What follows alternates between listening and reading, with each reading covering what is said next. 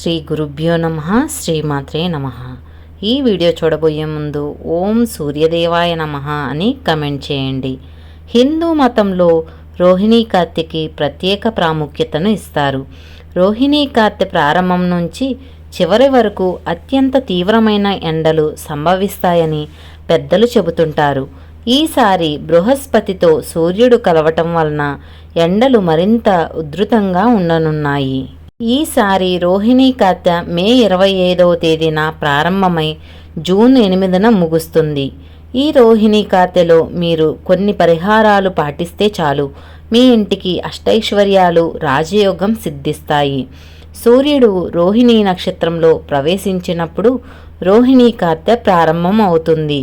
ఈ వీడియోని ఎక్కడా స్కిప్ చేయకుండా చివరి వరకు చూడండి. అలాగే ఈ వీడియోకి ఒక లైక్ చేయండి. ఎవరి జాతకంలో అయితే సూర్యుడు బలంగా ఉంటాడో వారికి రాబోయే కాలంలో అదృష్టం వరించి పట్టిందల్లా బంగారం అవుతుంది. కాబట్టి ఈ రోహిణీ కార్తె సమయంలో మనం కొన్ని నియమాలను పాటిస్తే చాలు. సూర్యదేవుని అనుగ్రహం వల్ల మీ జాతకంలో సూర్యదేవుడు బలపడి మీ జాతకంలో ఉన్న దోషాలన్నీ తొలగిపోయి మీ ఇంటికి సంపదలు చేకూరుతాయని పండితులు చెబుతున్నారు. రోహిణీ కార్తె సమయంలో అంటే జూన్ 8వ తేదీ వరకు ఇంట్లో ఉన్న ప్రతి ఒక్కరూ కూడా సూర్యోదయం కాకముందే నిద్రలేవాలి. ప్రతిరోజు ఉదయాన్నే నిద్రలేచి సూర్యుడికి నమస్కారం చేసి ఓం సూర్యాయ నమః అనే మంత్రాన్ని 11 సార్లు జపించాలి. ఇలా చేస్తే మీకున్న దురదృష్టం కూడా అదృష్టంగా మారుతుంది. అలాగే మీరు బాగా డబ్బు సంపాదించాలంటే నల్ల మిరియాలు చాలా శక్తివంతంగా పనిచేస్తాయి.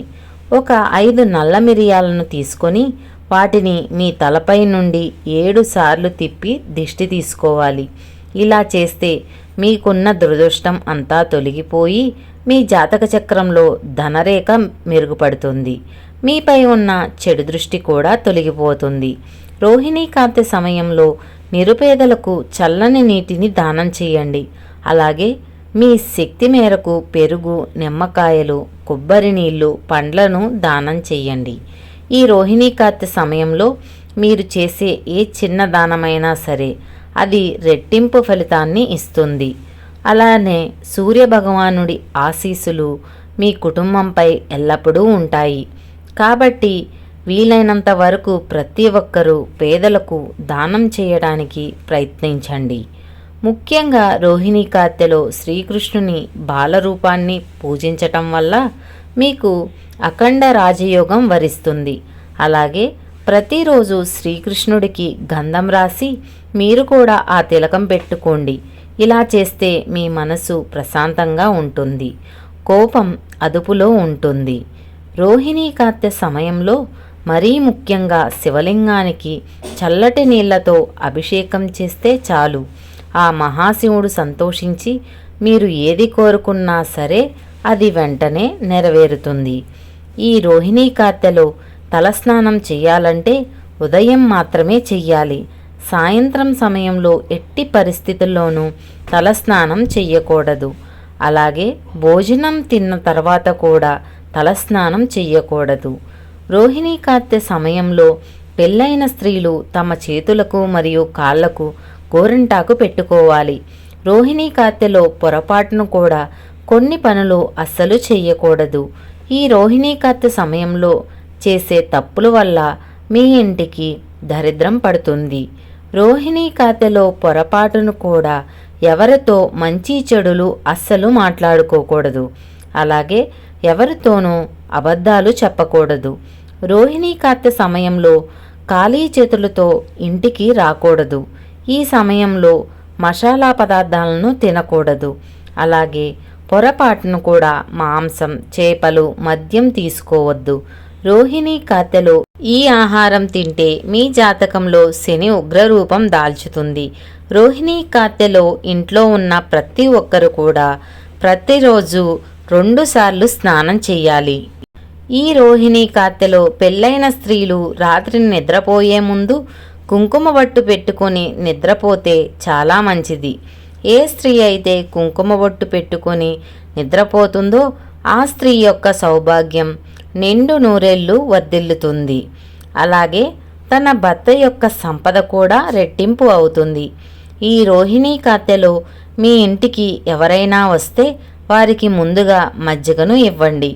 మంగళ శుక్రవారాల్లో మీ ఇంటిని అస్సలు శుభ్రం చేయకూడదు. ఇలా చేస్తే మీ ఇంట్లో డబ్బు సమస్యలు వస్తాయి. అలాగే విపరీతమైన అప్పుల బాధతో ఇబ్బంది పడుతున్నవారు మీ అప్పుల బాధలు త్వరగా తీరాలంటే ఈ రోహిణీ కార్తెలో ప్రతిరోజు కొబ్బరి నూనెతో దీపారాధన చేయటం చాలా ఉత్తమం. ఇలా చేస్తే మీకున్న అప్పుల బాధలన్నీ తీరిపోయి మీరు ఆనందంగా సుఖశాంతులతో ఉంటారు. రోహిణీ కార్తెలో మీ ఇంటి దగ్గర కొన్ని పవిత్రమైన చెట్లను నాటడం వల్ల చాలా శుభప్రదంగా పరిగణిస్తారు. ఇలా చేయటం వల్ల గ్రహదోషాలు తొలగిపోయి మీ పూర్వీకుల ఆశీర్వాదాలు కూడా లభిస్తాయి. సూర్యదేవుడు రోహిణీ నక్షత్రంలోకి ప్రవేశించిన వెంటనే చంద్రుడి ప్రభావం తగ్గుతుంది. ఈ సమయంలో మనం కొన్ని చెట్లను నాటడం, చెట్లకు నీరు పోయటం వంటి పనులు చేస్తే చాలా పుణ్యం మీకు లభిస్తుంది. రోహిణీ కార్తెలో చెట్లను నాటడం వల్ల మీ మరణాంతరం నరకం అనుభవించాల్సిన అవసరం ఉండదు. అంటే మీకు స్వర్గలోక ప్రాప్తి లభిస్తుంది. ఈ రోహిణీ కార్తెలో వేప చెట్టు మరియు రావి చెట్టు నాటడం వల్ల యాగం చేసినంత పుణ్యఫలం లభిస్తుంది. దంపతులకు పిల్లలు లేకపోతే ఈ 2 చెట్లు నాటాలని పద్మపురాణంలో చెప్పి ఉన్నారు. ఆ చెట్లు కూడా పిల్లలులాగే పెరుగుతాయి. కాబట్టి ఈ 2 చెట్లు నాటడం వల్ల దంపతులకు సంతాన ప్రాప్తి కలుగుతుంది. అలాగే ఈ సమయంలో కనీసం 10 రకాల పూల మొక్కలను నాటడం వల్ల అశ్వమేధ యాగం చేసినంత పుణ్యఫలితం లభిస్తుందని విష్ణు ధర్మోత్తర పురాణం చెబుతుంది.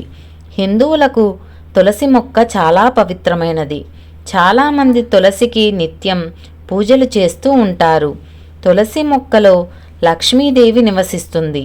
ప్రతి ఒక్కరూ తన జీవితకాలంలో తప్పనిసరిగా తులసి మొక్కను నాటాలని మత విశ్వాసాలు చెబుతున్నాయి. మీ ఇంటి దగ్గర తులసి మొక్క నాటాలంటే రోహిణీ కార్తె అనువైన సమయం. దీని ద్వారా మీ మరణాంతరం వైకుంఠ ప్రాప్తి పొందుతారు. రోహిణీ కార్తెలో అరటి మొక్కను నాటితే ఎంతో పుణ్యం లభిస్తుంది. అరటి మొక్క అంటే శ్రీ మహావిష్ణువుకు ప్రీతికరమైనది. కాబట్టి ఈ సమయంలో మీరు అరటి మొక్క నాటడం వల్ల మీపై విష్ణుమూర్తి ఆశీర్వాదం లభిస్తుంది. తద్వారా మీకున్న ఆర్థిక సమస్యలన్నీ తొలగిపోతాయి.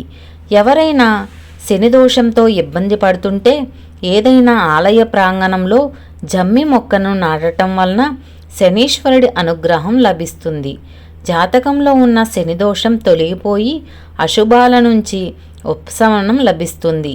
తద్వారా మీ జాతకంలో సూర్యస్థానం బలంగా ఉంటుంది. రోహిణీ కార్తెలో ప్రతిరోజు స్నానం చేసిన తర్వాత గాయత్రీ మంత్రాన్ని జపిస్తే సర్వపాపాలు నశిస్తాయని పండితులు చెబుతున్నారు.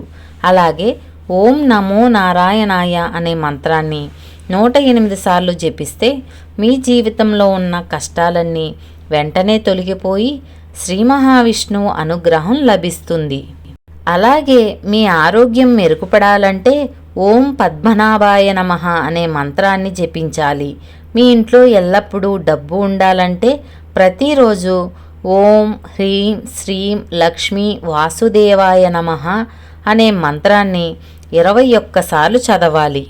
ఈ మంత్రానికి ఉన్న శక్తి అంతులేనిది. కాబట్టి నమ్మకంతో చేసే పరిహారాలు, భక్తితో చేసే నామస్మరణ మీకు మంచి ఫలితాలను ఇస్తాయి.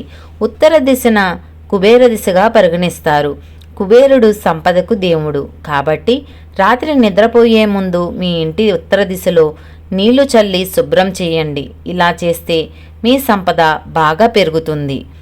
రోహిణీ కార్తెలో ప్రతిరోజు సూర్యుడికి ఆర్ఘ్యం సమర్పించటం వల్ల మన కళ్ళు ఆరోగ్యంగా ఉంటాయి. కంటి సమస్యలు ఉన్నవారికి ఇది ప్రత్యేకంగా ఉపయోగపడుతుంది. నీటిని సమర్పించటం వల్ల సూర్యుడు సంతోషించి జీవితాన్ని అదృష్టవంతం చేస్తాడని చెబుతారు. మంచి ఉద్యోగం పొందాలని అనుకుంటే మీరు సూర్యుడికి నీటిని సమర్పించటం వల్ల శుభ ఫలితాలు కలుగుతాయి. మీ ఆత్మవిశ్వాసం రెట్టింపు అవుతుంది, చురుగ్గా పనిచేస్తారు. జ్యోతిష్య శాస్త్రం ప్రకారం సూర్యుడు అన్ని గ్రహాలకు రాజుగా పరిగణిస్తారు. సూర్యుడికి ఆర్జ్యం సమర్పించేందుకు స్వచ్ఛమైన రాగి పాత్రను ఉపయోగించాలి. గౌరవ సూచకంగా నీటిలో ఒక పువ్వు లేదా కొంచెం బియ్యం ఉంచాలి. ఎప్పుడూ తూర్పు వైపు ముఖం పెట్టి నీళ్లు మీ పాదాలపై పడకుండా ఆర్జ్యం సమర్పించాలి. సూర్యుడికి సమర్పించే నీరు కాళ్ళ మీద పడితే అది అగౌరవపరిచినట్లుగా భావిస్తారు. సూర్యుడికి ఆర్జ్యం సమర్పించేటప్పుడు జపించే అత్యంత సాధారణమైన వేద మంత్రాలలో గాయత్రి మంత్రం ఒకటి. అలాగే నీటిని సమర్పించేటప్పుడు ఓం సూర్యాయ నమః అని కూడా పఠించవచ్చు. ఈ వీడియో గనక మీకు నచ్చినట్లయితే ఓం సూర్యదేవాయ నమః అని కమెంట్ చేయండి. మన ఛానల్ని సబ్స్క్రైబ్ చేసుకోండి. పక్కనే ఉన్న బెల్ ఐకాన్ మీద క్లిక్ చేయండి. మరొక మంచి వీడియోతో మీ ముందుంటాను. సర్వే జన సుఖినో భవంతు.